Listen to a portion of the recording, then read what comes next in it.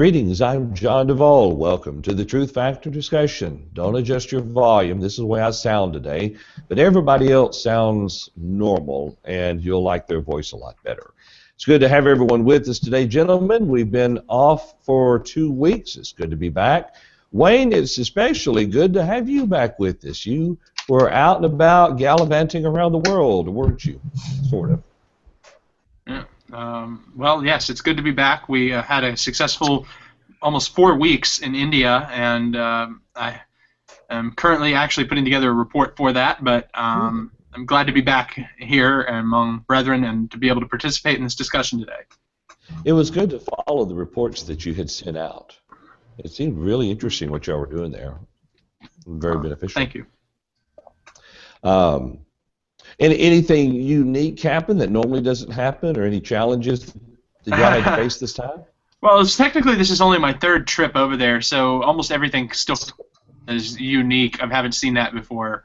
I was asked to name a baby at one point. The baby was 4 months old and didn't have a name, and I finished preaching a sermon, and a lady came forward and asked me to name her child. So I named him Paul. Not after Paul in this discussion, but after Paul the Apostle. You could have named him Rumpelstiltskin. I could have, but that didn't occur to me until it was too late. That's a special honor. Yeah. Yes, it was. I was very glad to do that. A bit surprised to have that sudden decision suddenly given to me, as it took me. It takes my wife weeks and weeks to decide on a name for a child, and here you have like a minute. Go. Okay. Do you think it was out of respect for your role as a preacher? As it is common for things like this to happen because of respect. Sometimes when people are baptized, they'll ask the preacher to give them a new name there too. Many of them are named things that will honor the Hindu gods, and when they're baptized, they want to take on Christian names. So I had the opportunity to name somebody last year after their baptism. His name was Raju, which means king, but he wanted his name changed after I had preached on the kingdom of God, and so we changed his name to David. Yeah, I was going to ask you that, if you called him David. Yeah. Yes. David. Okay. We named him David. Well, I'm glad it went well. It's good to have you back. Brian, let's jump over to you real quick. Did you have a good 2 weeks? We had a good 2 weeks up here. Had a little bit of cold weather. Whenever the sun comes out, oddly enough, it gets real cold here. So we had some sunshine and cold, but we're back to gloom and warm. So good. Tom's not suffering like you, though, is he? No. No. Well, I just got through telling them earlier that it got into the upper 40s at night here. So. Mike could probably tell you about it being cold, though. We've had some frost on the pumpkins. And Paul, how about you? You doing all right? Doing great, and glad to be here. Glad we're back in our study. Maybe if you're joining us in the chat, I don't know if there's anyone new there or not, but if you just click on the word guest, type in your name, that'll allow you to make comments and ask questions, and we want to provide you with that opportunity. We bring those in as timely a fashion as we can, and so I'm excited for our study. Absolutely. Well, let's go ahead and get our study underway today. We left off 3 weeks ago, I guess now. Having completed 2 Corinthians chapter 9, we had studied through verse 9, and we're scheduled to start our discussion with verse 10 today. But what we're going to do is back up to verse 6, and let's do a brief read through in the context there. We'll start right around verse 6 and read down through verse 15. And Paul, while I bring up the New King James translation, would you mind reading that for us? I'll be happy to. John, did you say 2 Corinthians 9, 6 through... End of the chapter. End of the chapter. Okay, we'll do that. If you'll read along with me, I'm in 2 Corinthians 9, beginning at verse 6. But this I say, he who sows sparingly will also reap sparingly, and he who sows bountifully will also reap bountifully. So let each one of you give as he purposes in his heart, not grudgingly or of necessity, for God loves a cheerful giver. And God is able to make all grace abound toward you, that you, always having all sufficiency in all things, may have an abundance for every good work. As it is written, He has dispersed abroad, He has given to the poor, His righteousness endures forever. Now may He who supplies seed to the sower and bread for food supply and multiply the seed you have sown and increase the fruits of your righteousness, while you are enriched in everything for all liberality, which causes thanksgiving through us to God. For the administration of this service not only supplies the needs of the saints, but also is abounding through many thanksgivings to God. While through the proof of this ministry they glorify God for the obedience of your confession to the gospel of Christ, and for your liberal sharing with them and all men, and by their prayer for you, who long for you because of the exceeding grace of God in you. Thanks be to God for His indescribable gift. All righty, thank you, Paul. All right, let's see. Let's back up there to verse 10. Was there any thoughts regarding what we were looking at last week in verses 6 through 9 before we step into verse 10? No, other than, you just read through, but by quick way of review, Paul is encouraging the Corinthian brethren to give as they had committed what is described as about a year earlier. And we discuss the blessings of God when we give, and exponential giving. The more you give, the more you sow, the more you reap. Those types of things. So some great lessons there in dealing with the importance of giving. And of course, we remind ourselves as Christians that giving is not simply about laying by and straw on the first day of the week. It involves a whole lot more than that. Okay. All right. Any other thoughts? Wayne, it sounds like at some point we need to do a thorough study on the providence of God, doesn't it? On the what? The providence of God. Yeah, we had a back and forth on that a little bit. Well, the reason why that came to mind is, and I'm not going to bring up what that other discussion was about, although I did have a question that came to mind after the fact, but it's not really relevant to this. We see clearly within the context here of what we're looking at that we recognize that all blessings come from God.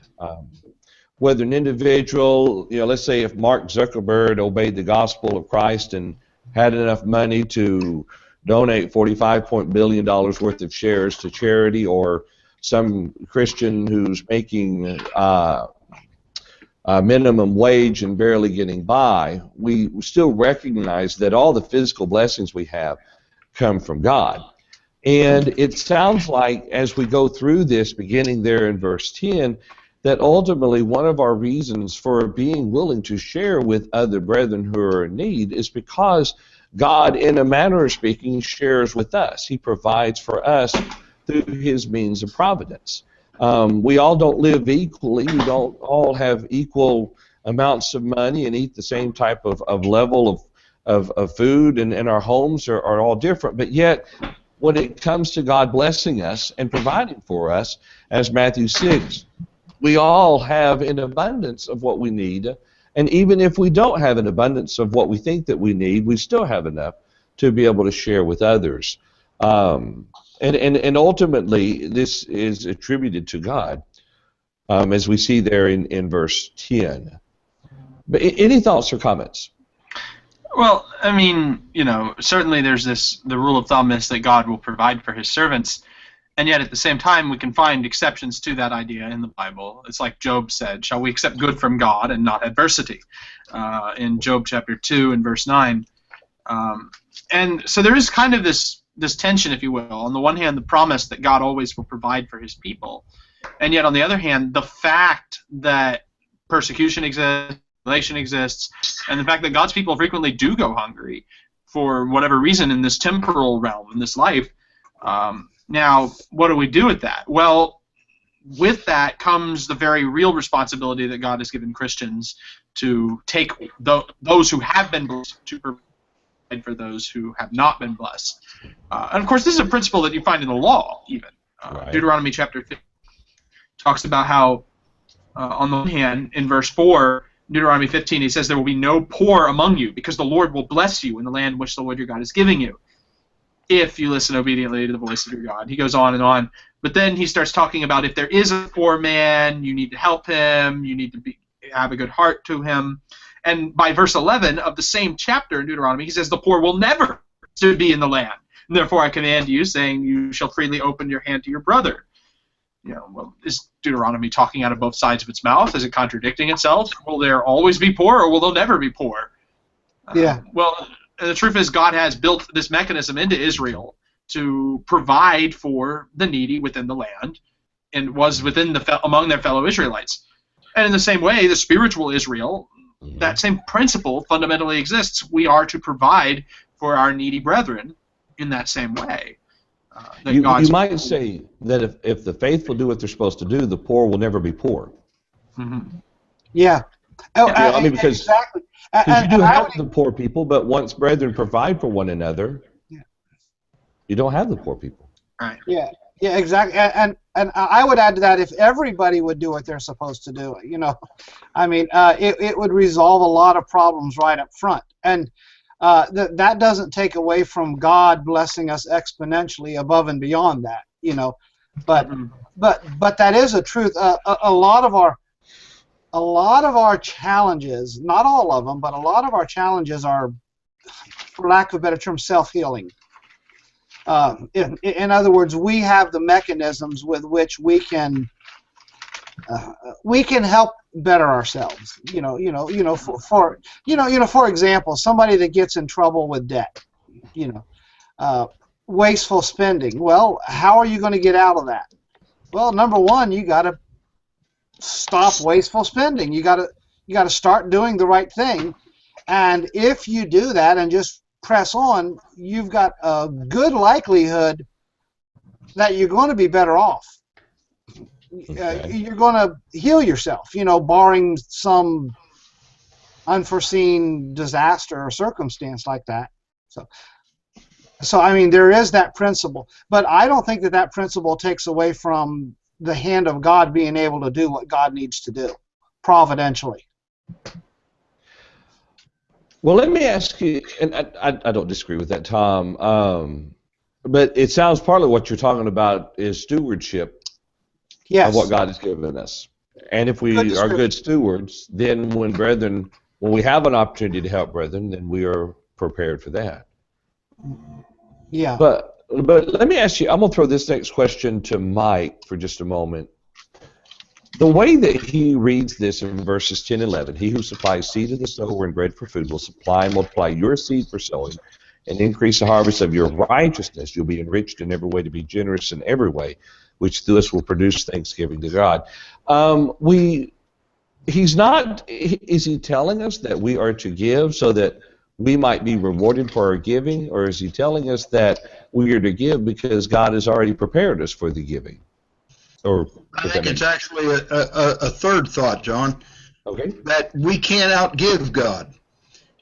In the early part of the church, in Acts chapters 2 and 4, I believe it is, 5 maybe, I find that the brethren that distributed to that sold what they had and brought the money and distributed, it was given so that all the brethren had what they needed. And the phrase, there was none of them that lacked. From that point, they went about doing good.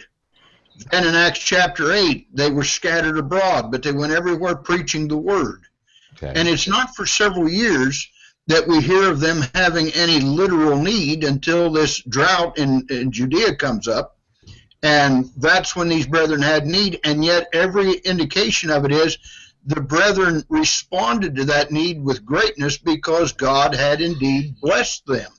So when I look at verses 10 and 11 here, I find that God continues to bless us more than we will ever be able to return to Him. It's not a matter that we can really give it to God. It is giving it to God through the brethren. Matthew 25, inasmuch as you've done it unto the least of these, my brethren, you've done it to me. when we talk about giving, a lot of times I'll make the statement that God doesn't use American currency. Number one, it's not worth anything anymore. And number two, you've got currencies of different sort all over the world. It's not the currency. It is the ability and willingness, the charity, if you will, to give so that brethren no longer have need. That's different than want, but brethren no longer have need.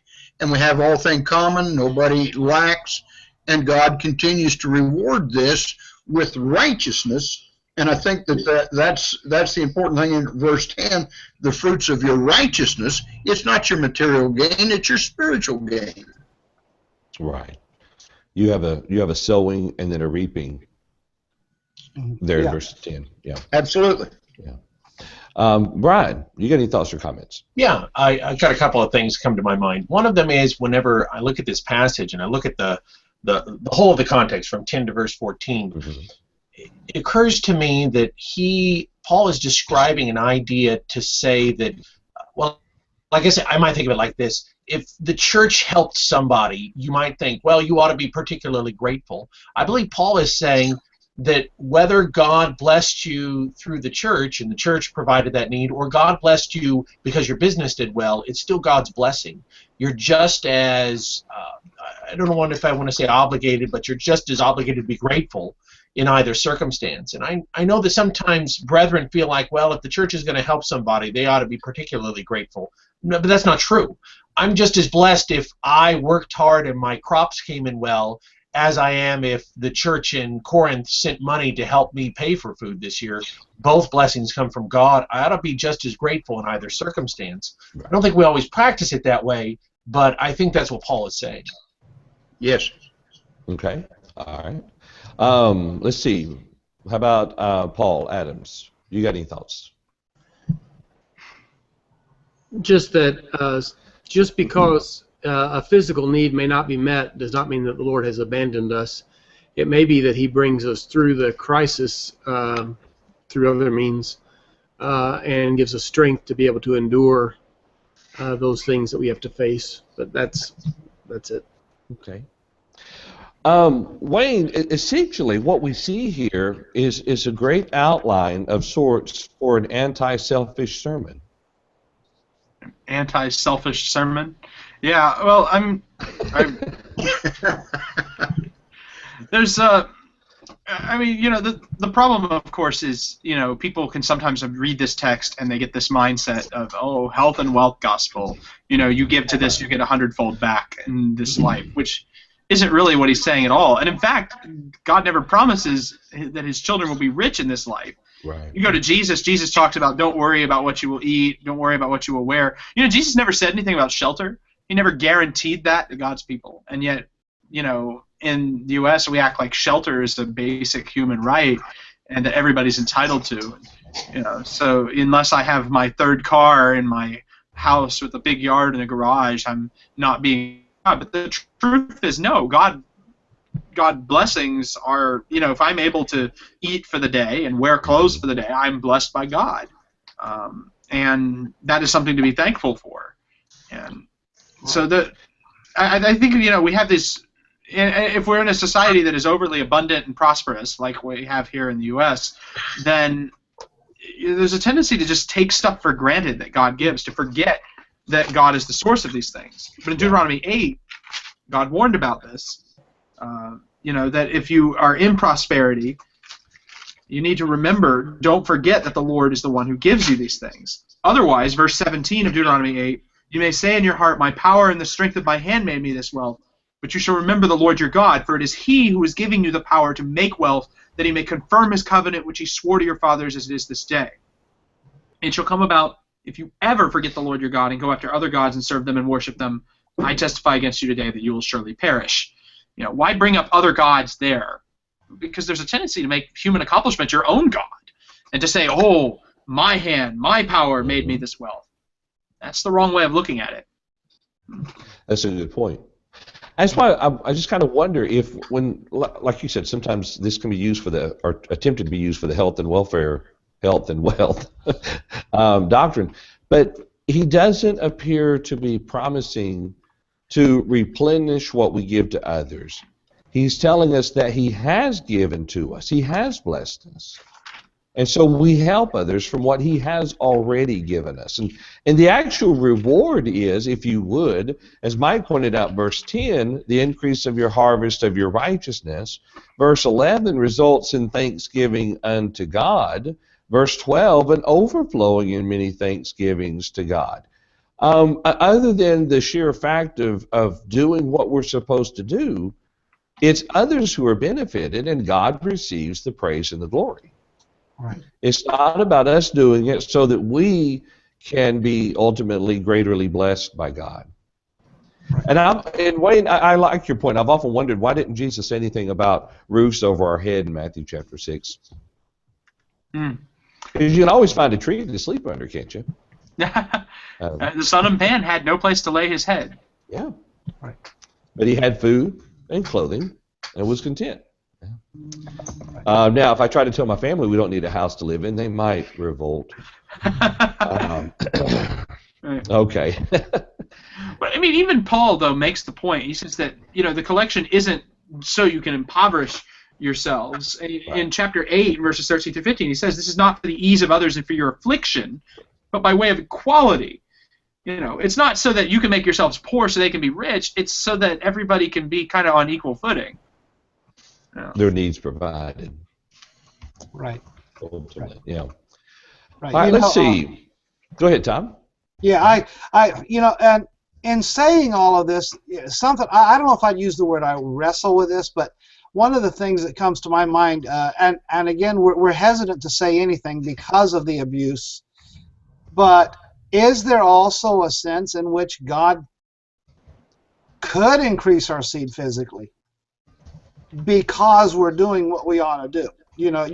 Going back to being the good steward and those types of things. And again, I'm not talking the health and wealth type of a thing, but the point is God has the ability to help us as we turn to Him in prayer. And if we believe in the providence of God, He has the ability to help us in whatever way is best. Any thoughts or comments about that? I guess my immediate, Proverbs talks quite a bit about how, the righteous man will be wealthy while the fool will be brought to ruin. There's a lot of talk in Scripture about how God really does bless people for being good, but it's clearly not universal. It's clearly not without exceptions. And you don't want to fall into the trap that Job's friends fall into of seeing somebody going through suffering, seeing somebody going through absolute destitution and saying, well, clearly you must have done something really bad to get into this position. I think that there's you see kind of a form of that even today. We live in this. Oh yeah. It's almost like a capitalist morality of sorts. In the U.S., everybody should have the ability to pull themselves up by their own bootstraps and get out of this impoverished situation. So therefore, if you're poor, you're somehow automatically a bad person. I have seen it exhibited among Christians. And the truth is that no, that may be the case sometimes, but that's not always the case, and it's not really our job to whittle on God's end of the stick and say that is the case. It's our job to, respond to the poor the way God has told us to respond to the poor. Right. Right. Yeah, exactly. Yeah. And incidentally, one more real quick thought on that verse 11 is one of the examples of God increasing us in our righteousness is the thanksgiving through God. And what I see in that is our blessings are not just physical. I in this entire text, as we continue down here, both sides are going to give. In the case of the Corinthians, the Macedonians, they're helping the needy Judeans. But what are the Judeans going to give back in return? Their prayers, their thanksgiving. They're going to do what they can do for the Corinthians and the Macedonians and others. So there's all kinds of ways to give. It's not just about the physical. Okay. All right.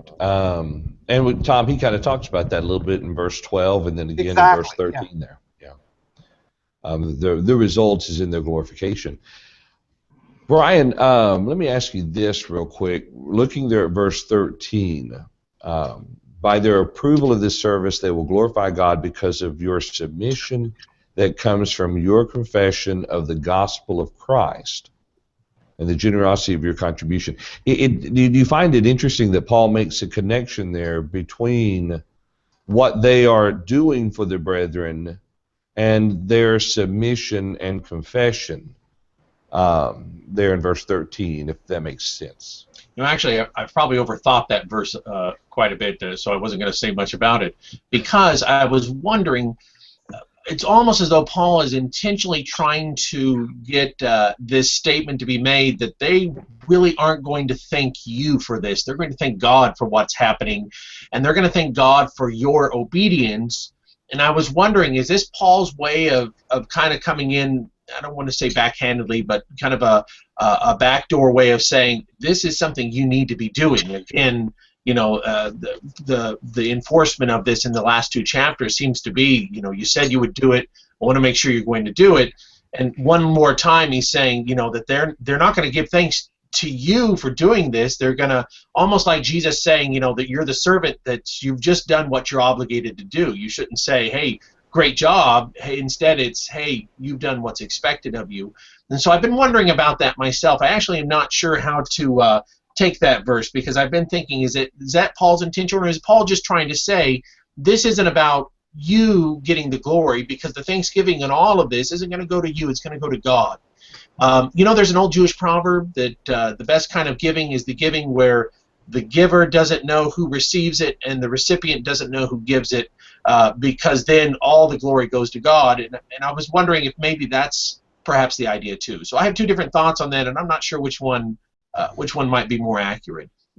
All right. Well, let's see what the other guys think. Yeah.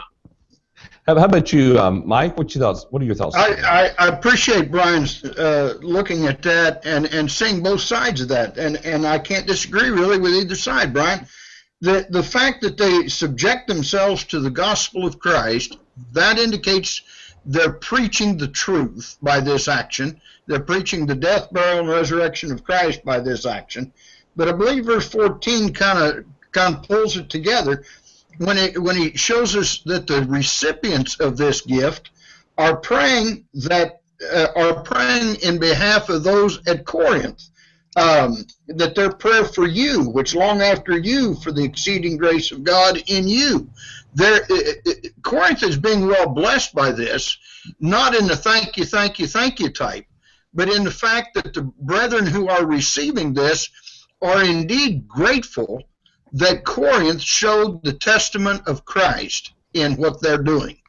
I say it this way: the best definition of charity is when Jesus said, greater love than this, that a man lay down his life for his friends.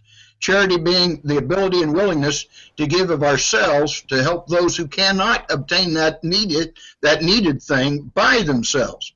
Christ died for the remission of our sins. We couldn't receive that ourselves. These people sacrificed of their own means to help those who otherwise could not help themselves. And the reward of that is that these folks receive the prayers, that God bless them richly, that they long after them, and they ask for God's unmerited favor toward them. I don't know how else to reward that kind of kindness. Okay. All right. Hey, John, I sometimes maybe oversimplify things or boil them down to just a real fundamental truth, but I think verse 12, you know, he really says it there, that when you give to those who are needy brethren in particular, you accomplish a twofold good. One is that you help out a brother who's in need, and if you don't do that, the love of Christ doesn't abide in you, 1 John tells us. And then the secondary thing is that when they receive this, they are so thankful that they give thanksgiving to God. That's another goal that you have as a person who's trying to serve God, trying to bring glory to Him, is that there is a twofold good there. And not to get too built up with what a great thing you can do, because he compares that with God's gift to all of us in giving His Son. So that's sort of what my take on it. And building on that, the idea of when you do that which is right, it causes the ones whom you are helping to be humble to the point that it might strengthen them and give them the courage to keep going. Oftentimes we're burdened with whatever the problems are we face in this life, spiritually and physically, and sometimes they can stand in the way of being able to do everything you want to do, cause discouragement, cause you to want to throw your hands up and say, what's the use? I can't handle this. And then a godly brother comes along and does something that's right and helps you in whatever way. He may not even know that he's helping you, or if he's helping you, he doesn't realize the result of it, but that's enough to strengthen you, to encourage you to keep going. We sometimes hear the expression to renew our faith in brethren. Especially when you've been mistreated, by someone who's supposed to be your brother and so on, and then somebody else comes along and does the right thing, that renews your faith in people and strengthens your faith in God. Okay. All right. Wayne, any thoughts before we kind of verses to the end of the chapter? Verses 12 and 15, you both talk about this idea of thanksgiving being the result of this gift that's being given. Which raises a question. When somebody gives you a gift, you normally say thank you for it. But here, Paul's saying that thanksgiving ought to be produced in the giver. Why be thankful for your own gift? Well, simply put, it wasn't yours to begin with. I can't help but think of 1 Chronicles 29, whenever David and the people had amassed all of this treasure to give towards the construction of the temple, and then they pray this big prayer, and verse 14, David asks, who am I and who are my people that we should be able to generously as this? For all things come from you, and from your hand we have given you. Verse 17, same thing. Since I know, O my God, that you try the heart and brightness, I, in the integrity of my heart, have willingly offered all these things. So now with their joy I have seen your people who are present here make their offerings freely or willingly to you. But this whole idea is, even though we're the ones giving it, it's really God that's given it, because God just gave us stuff for us to give back. And it's the same thing going on in 2 Corinthians. God gave you a gift, and all you did was reallocate it. So it's like God gave a gift to your brother instead. And since God gave your brother a gift, you ought to thank God for that. You ought to praise God for that. Okay. That's what this thankfulness is about. Yeah, and I'd say, in other words, you're thankful that you're able to help somebody. Yes. Yeah. Thankful that God has blessed someone through you. Yeah, exactly, and blessed you so that you can bless somebody else. Right, exactly. It is interesting when you note the two-way activity here. We have the recipients of the contribution already longing for and praying for their brethren in Corinth, and those brethren generously giving to the brethren who were in need, but kind of pulling what y'all were saying together there, verse 15, thanks be to God for his inexpressible gift. Either he is saying the very thing that you were saying there, Wayne. All of this, whether it be the opportunity to give, the means to give, or the grace that we receive when someone helps us, all of this comes from God. Any thoughts or any comments? I think, and Wayne, I appreciate your thoughts. Those from 1 Chronicles or 2 Chronicles? 1 Chronicles 29. 1 Chronicles 29, right near the tail end there, I guess.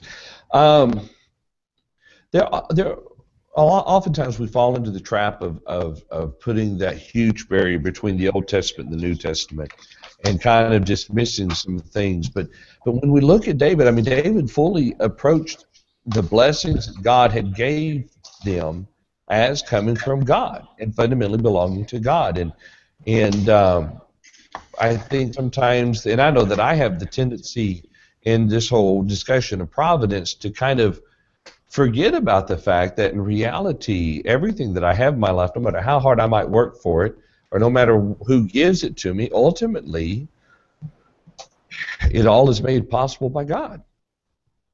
We not the Calvinistic sense, where God is so determined and controls the very molecules within my life that led me to the point, but the fact that of his sovereignty, you know. What do you think about Romans 12:8, where he puts giving as one of the spiritual gifts? You might even think of it in the sense, I was thinking about that one a lot because I think of the idea that, like the parable of the talents, we're given to our ability, and very few people can really handle, having wealth well, and that perhaps here's a gift of God, in that sense, and the ability to give is one of those gifts of God. What do I think about Romans 12:8? Yeah, well, I'm just kind of following up with what you say is, that here's God. I agree with it. Yeah. If God gives some people intellect, and He must give other people generosity. Yeah, well, yeah, that's right. That's right. Yeah. It is an interesting point, though, that you bring up there with that. And so, do we say that God gives some the ignorance to be in great need of others' intellect? Here I am. You know what Brian's saying is I've known people in my life who knew one brother in particular, and it's been a lot of years ago, is that his contribution would have made mine and most of ours look minuscule. I think, if I remember correctly, he had been blessed with an education, a job, an opportunity that he, if I remember correctly, and this was decades ago, that he was able to give something like $500 a week into the collection plate. And I think God had blessed him with certainly, if he's blessed others with the ability to do things, with the ability to give, and he would look for opportunities to use the wealth that had come into his life to serve his brethren, to support the work, not only in what he put in the collection plate, but in other ways in his life, and that's just that's using what God has blessed us with, whatever that is, to His glory, and that's a good thing. Yeah. If we get around to studying Romans in this capacity, that would be an interesting chapter to discuss in verses 3 through 8. In regards to, was it miraculous gift or just abilities? Some clearly were when you talk about prophecy, because I've known some individuals who would have other strengths, but when it comes to generosity, they tend to be a lot more reserved than other people. But yet, in like areas of knowledge, maybe they handle better the Word of God. So I don't know. It'd be an interesting discussion to have at some point. All right. Any other thoughts or comments about 2 Corinthians chapter 9? I think we're going to have to go to chapter 10. I think so. Have we been generous with our comments towards one another? Some are extremely generous. Tom. Why, thank you. Sorry. No, Tom, I'm picking on you. Thank you. And I'm paying for doing that too. I'll try to control myself in the future. No, you're fine. Just wait till we get off air. I get on Facebook. Hey, this is completely unrelated, and we've been so busy, and there's been a lot going on around the house. Am I committed to something tomorrow night? Yeah, I'll talk to you about it. Yeah. Okay. Afterwards. All right. I'm thinking, did I miss it? Okay, that's fine. Okay. Well, let's go ahead and then step into verse 10, chapter 10. Let's see if there's any other thoughts. I'm like Paul. I don't think we should overthink the section, but at the same time, there are some interesting truths within what we've looked at. We don't want to go too far in trying to make it say more than what it does, but yet I do like the end, kind of the conclusion that we ended up with, that ultimately everything that we've been given by God for the purpose of fulfilling the will of God, and if that involves helping others, we help others. We serve Him in all ways. Let's see.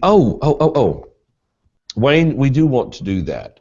I'm sorry, I'm reading a private chat that we've got going here. And I think this is very important, although contextually, and I've been reading from the English Standard Version, but in the discussion of how a local church uses its money, the King James rendering of verse 13 is very important to talk about for just a moment. Let's see. I'm sorry. I'm bringing up the text there real quick. I haven't looked at the ESV on that. No. The ESV contextually makes it fit better. Let's see. And the reason why I bring this up is because I had a brother who preached for a Church of Christ. We lived in Jonesboro. He asked me for a lunch, and we talked about some of the differences.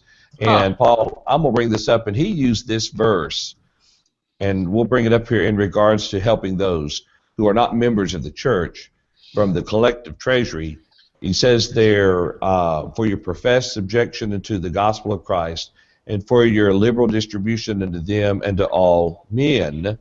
Notice the italicized. The New King James Version does the same thing. Even though it's not in the original text. Right. Exactly. Yeah. So I'm going to throw the ESV up real quick, Wayne, then I'll throw it to you to kind of talk about that. The ESV says, and for all others. So go ahead there now that we've kind of laid the foundation for that. Well, I mean, others isn't in the text any more than men is. Right. So it just says to them and to all, which is the New American Standards rendering. So I mean, I guess that this creates kind of a question. You know, is he saying to them being the Jerusalem saints and to all being all saints, or is he saying to them being the saints and to all being all men? So this kind of became a linchpin. This is kind of a linchpin text in the debate over whether or not you can use to support non-Christians. Right. And you know, you open commentaries, you're gonna get an argument split down the middle about this. My question, I guess, is if it really is intended to apply to all men, why are they praying in verse 14? Right. While they also, by prayer on your behalf, yearn for you because of the surpassing grace of God in you. It's difficult for me to imagine a scenario in which, just if this were just a public charity for everybody on the face of the earth, even people who didn't confess God, even the atheists, how they would make prayer on behalf of the givers. That doesn't add up to me. So that's my That's a good. that's my contextual tipping point. Anyway, that's a good observation, Wayne. Typically, when I look at this passage, I kind of say it genuinely could probably be applied either way if there was any other application anywhere else. But absence of that, the interpretation seems to have to go towards the all brethren because of that. So, but that's a good point. I hadn't thought about the verse 14. Yeah, and it is the context. I mean, what's Paul dealing with? Needy brethren in Judea. Period. Right. That's right. I mean, 2 chapters. That's what he's dealing with here. And so, I mean, to take it beyond that is stretching. And I do find it interesting that the New King James add the word men. The ESV adds the word others. Those types of things. Be careful about adding words to support your position. Exactly. I mean, it's with good. I think in this case it's with good intentions, but good intentions are not always accurate.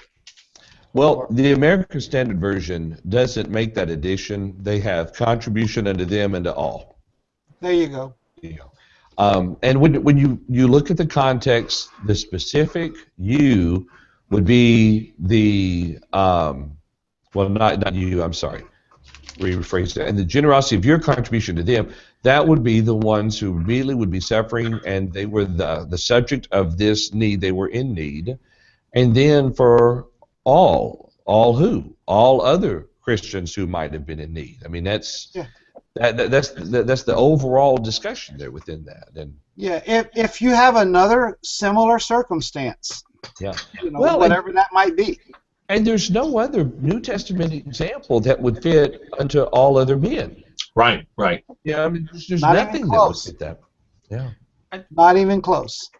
I think the one thing we need to be careful, of course, in stressing all of this is, not to let the fact that, God has given the local congregation certain responsibilities, but the fact that we ourselves as individuals do have a responsibility to be good to all men, especially those of the household of faith. And Galatians 6:10 means something. These other passages mean something. They mean something for me as who has been blessed by God and who has funds. You go back to the Old Testament, and Israel, they were supposed to love their neighbors themselves. They were supposed to treat their fellow countrymen in a certain way. But you can also find examples of how they were supposed to, well, help out the foreigner living among them, the widow, the orphan, the destitute among them, because those people couldn't help themselves, and God expected them to behave a certain way towards foreigners. And that is an obligation that doesn't go away when we come into New Testament times. As individuals, we have that same obligation. That's right. Now, as far as local congregations go, it's different because local congregations are not the same thing as individual Christians. But as far as me personally, as far as you we do have things where we are obligated to use our gifts a certain way. That's right. You know, John, I think that is an important point, because among non-institutional, conservative, whatever whatever phrase you'd like to use that we would be designated as in our belief on these things, is that when we proclaim that, for instance, caring for orphans and widows is an individual responsibility, we claim that benevolence to the world at large is an individual responsibility, then that makes us individually responsible. And I had someone from the other side say, well, you say it's an individual responsibility. What orphans, for instance, on that particular issue, what orphans have you ever cared for? And so, you know, in looking at that, you know, for our situation, you know, I think I had an answer to that. But I think it is a good question. Is that it gets down to a very practical level, and that is that what I believe we teach on that is true about individuals versus the church being burdened with certain things. But if it is an individual responsibility, then we are, as I said, individually responsible. Pure and undefiled religion is to visit orphans and widows in their distress, not to pay a bureaucratic organization to do it for you. Right. Or as one brother said, he doesn't say write him a check for $10 and call it done. Yeah. The business, yeah. That's right. So there's a lot more that we could talk about, but I think that's a good summation. Because without saying it, Wayne made the point that the statement in Galatians is to the individual, whereas this statement here is in 2 Corinthians 9, it's addressing the work of the local church, and even in James 1:27, again, is a statement regarding the behavior of the individual. And it also says to keep himself unspotted from the world, so you can't tie it to institutions. That's right. That's right. All right. Any other thoughts or comments about that? I appreciate Wayne bringing that up. I remember seeing it last week and thinking it wouldn't hurt to talk about that, because it's something easily overlooked, but yet it is very important in many discussions and needed to be considered there. I do believe that when we engage in discussions on institutionalism, this is one of the key passages that must be addressed, along with the others that have been mentioned, the Galatians 6:10, James 1:27. This is the third key passage that we have to know. Yeah, exactly. We have to understand. It's important to realize, of course, that fundamentally, it's about more than what we're doing with the doctrine. Conceive of the people of God in general. How we conceive of the role of a local congregation, and what do we think it is?